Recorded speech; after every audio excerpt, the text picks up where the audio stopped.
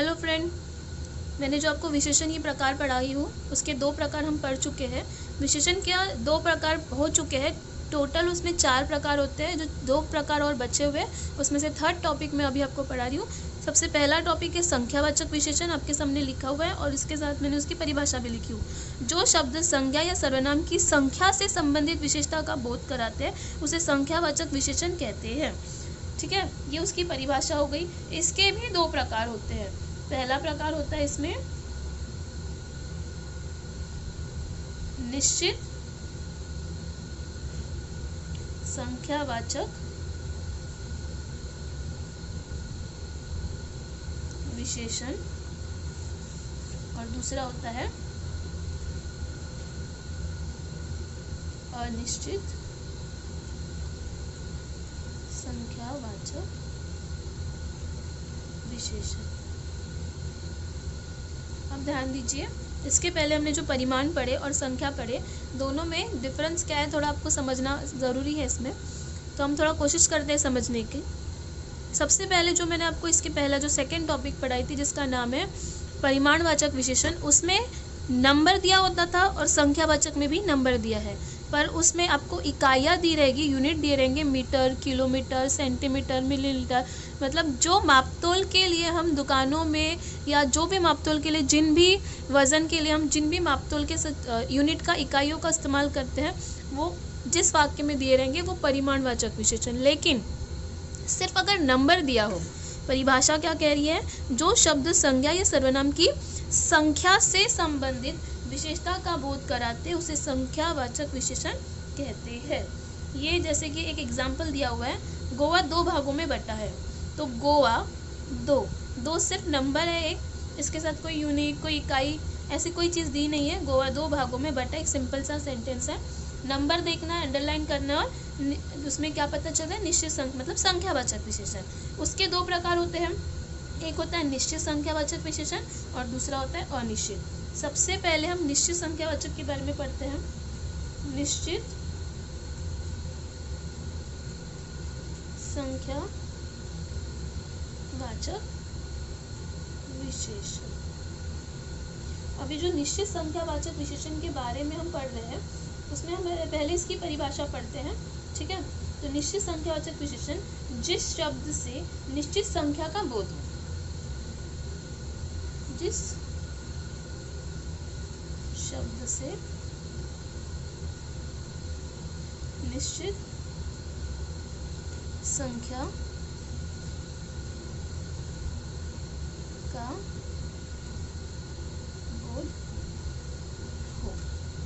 उदाहरण जिसमें हमें एग्जैक्टली उसके नंबर दिए जाएंगे, जिससे हमें उसको पहचानने में इजी होगा कि वो किस संख्या के बारे में या किस चीज़ के बारे में, कितने नंबर के बारे में बताया गया। तो सबसे पहले एक सेंटेंस लेते हैं,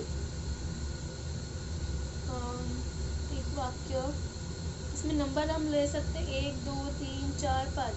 अब इसके जगह पे हमें क्या लेना है, हमें एक वाक्य लेना है। तो जैसे कि मैं वाक्य लेती हूँ, मुझे 4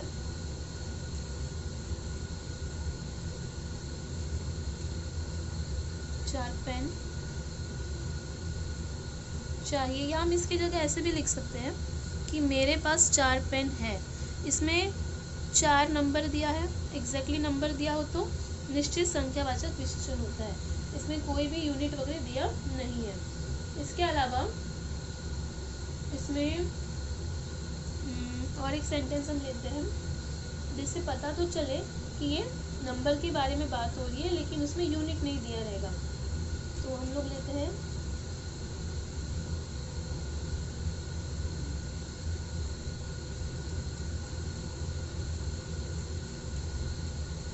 हमारे यहाँ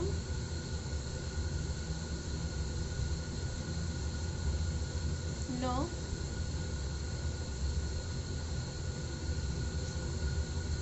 दीदियों की पूजा होती है। यहाँ पे देखिए 9 नंबर, कोई यूनिट नहीं, एग्जैक्ट नंबर दिया है, निश्चित संख्यावाचक विशेषण। इसमें और किस तरीके के शब्द आते हैं, इसमें एक से लेकर जितनी भी गिनती आपको आती है 1 2 3 4 5 6 7 8 9 जो भी है 100 200 तो 1000 तक या जो भी बोलो अनगिनत जितने भी नंबर जितनी भी गिनती आपको आती है वो सारे नंबर यहाँ पे दिए रहेंगे। उसके अलावा इसमें आपको क्रम दिया जाता है। क्रम मतलब पहला दूसरा तीसरा। उसके अलावा एक और वाक्य लीजिए, इसमें आपको इखरा दुगना तिगना ऐसे शब्द दिए जाते हैं।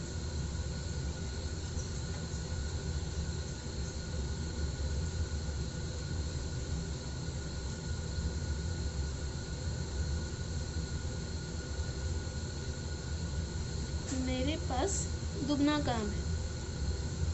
दुगना ये भी तो नंबर है, निश्चित नंबर अगर दिया है तो निश्चित संख्यावाचक विशेषण।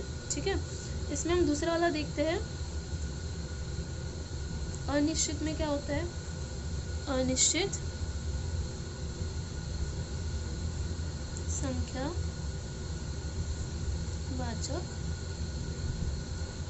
विशेषण में इसकी भी परिभाषा देख लेते हैं। अनिश्चित की, जिस शब्द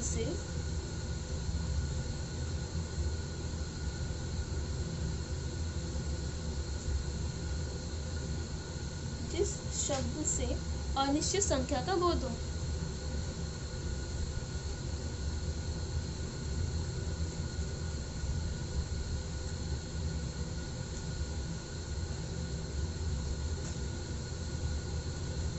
अब इसमें हमें पता तो चलेगा कि किसी संख्या की बात हो रही है, पर एग्जैक्टली कौन से शब्दों की या किस चीज़ की एग्जैक्टली बात हो रही है ये यहाँ पे नहीं दिया जाएगा। जैसे एग्जांपल लेते हैं हम यहाँ पे, सभी प्राणियों को जीने का हक है। सभी प्राणियों को जीने का, अभी आप थोड़ा देखिए इसमें नंबर वाला मतलब क्वांटिटी नंबर दिखाने वाला शब्द प्राणियों को जीने का हक है। किन प्राणियों को, सभी।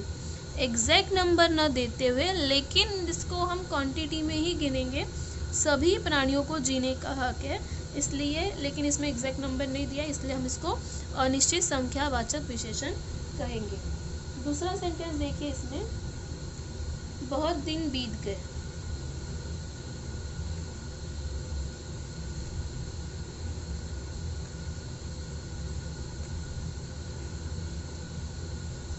गुरुजी से मिले। अब इसमें भी देखिए दिनों की बात हो रही है, कितने दिन, बहुत दिन हो गए। क्वांटिटी में हम उसको गिन तो सकते हैं नंबर में, 2 दिन 3 दिन 10 दिन 20 दिन, लेकिन यहाँ पे नंबर ना देते हुए हमें उसकी जगह पे हमें क्वांटिटी की जगह क्या दिया है, नंबर की जगह बहुत, इस शब्द का प्रयोग किया गया है। तो इससे भी क्या पता चलता है कि बहुत दिन बीत गए गुरुजी से मिले, इसमें बहुत ये शब्द अनिश्चित संख्यावाचक विशेषण कहा जाएगा। और एक सेंटेंस आपके समझने के लिए, माँ मुझे कुछ पैसे दे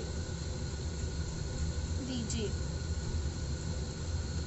सेंटेंस से हमें समझ में आ रहा है माँ मुझे कुछ, क्वांटिटी दिखाने वाला शब्द जिसमें एग्जैक्ट पैसे नहीं बताया गया बट कुछ का प्रयोग किया गया है, तो अनिश्चित संख्यावाचक विशेषण कहा जाएगा कुछ को। ठीक है, आई होप आपको ये बहुत अच्छे से समझा हो। इसके आगे हम आखिरी जो टॉपिक है वो शुरू करते हैं। इसका आखिरी टॉपिक जो है हमारा वो है सार्वनामिक विशेषण। विशेषण का लास्ट टॉपिक है सार्वनामिक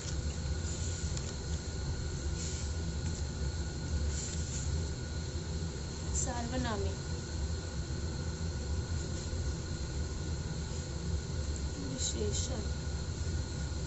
अभी जो सार्वनामिक विशेषण हमें पढ़ना है ये इसका लास्ट टॉपिक है। इसकी भी मैं परिभाषा आपको लिखवा कर देती हूँ सबसे पहले ताकि आपको समझ में आए। तो जो सर्वनाम शब्द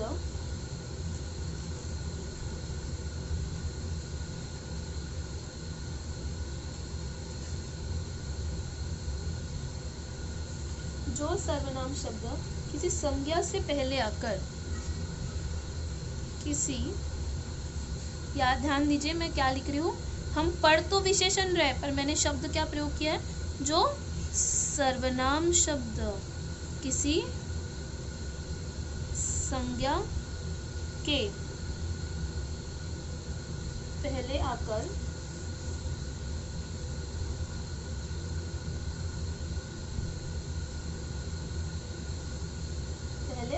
उसकी विशेषता बताते हैं।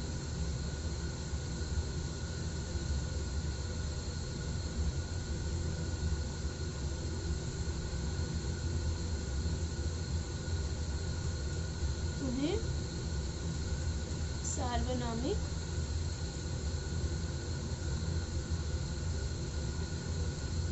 विशेषण कहते हैं। इसमें ध्यान देने वाली क्या बात है, ध्यान दीजिए। सर्वनाम शब्द, अब सर्वनाम में कौन से शब्द आते हैं, यह वह इसका उसका, ऐसे ही शब्द इसमें प्रयोग किए जाएंगे।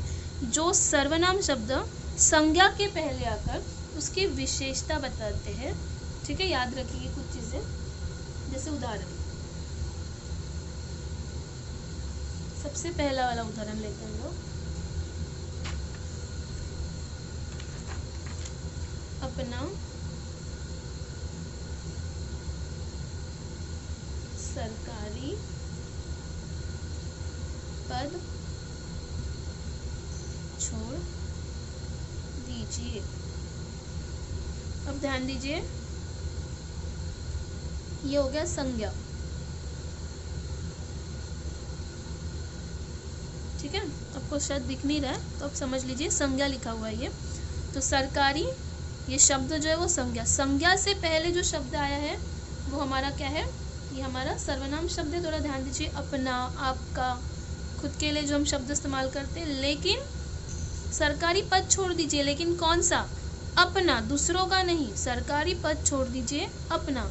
तो इस संज्ञा के पहले ये जो सर्वनाम शब्द, जो सर्वनाम शब्द संज्ञा के पहले आकर उसकी विशेषता बताते हैं, उसे ही सार्वनामिक विशेषण कहते हैं।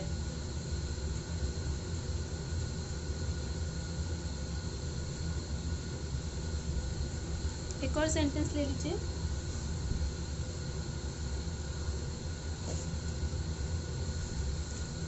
आपके लिए एक और सेंटेंस देती हूँ ताकि आपको अच्छे से समझ में आए।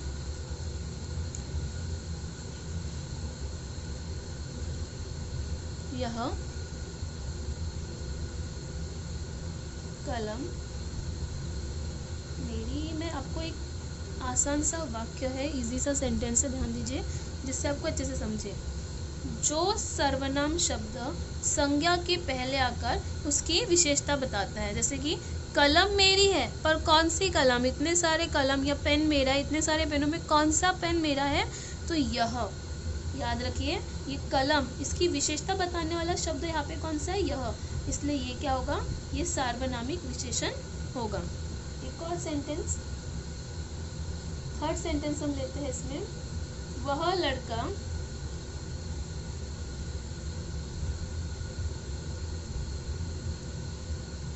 परिश्रमी